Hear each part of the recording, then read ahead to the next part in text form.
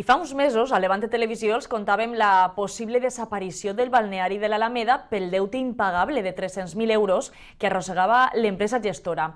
Però sembla que l'històric balneari té un àngel de la guarda, perquè poc després va sorgir una empresa vinculada a l'anterior que es va comprometre a pagar el deute i a seguir amb el seu funcionament. Es va sotmetre a una gran rehabilitació al seu interior i avui, per fi, reobri les seues portes. Allà està la nostra companya Lídia Pérez. Què tal? Molt bona nit, endavant. Bona nit, Patricia. Efectivament, el balneari de l'Alameda reobri avui les seues portes després de mesos de treball on s'han renovat i redecorat les instal·lacions, com la sala on ens trobem ara mateix.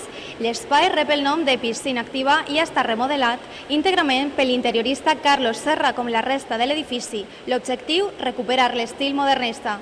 L'edifici en el que ens trobem data de l'any 1908 i té dos grans particularitats. És l'únic metropolità de tota Espanya i també l'únic d'aigües termals que mantenen una temperatura constant de 43 graus. El balneari de l'Alameda, un gran desconegut fins al moment del patrimoni valencià, emprèn ara una nova etapa per al turisme de salut.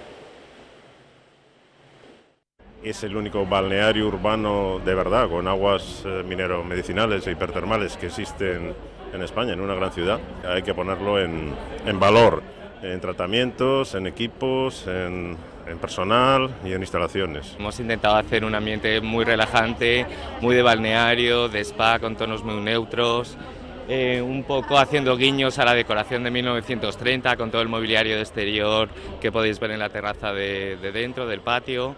Y en fin, intentar pues, que el balneario vuelva a ser lo que ha sido siempre, un tesoro de Valencia.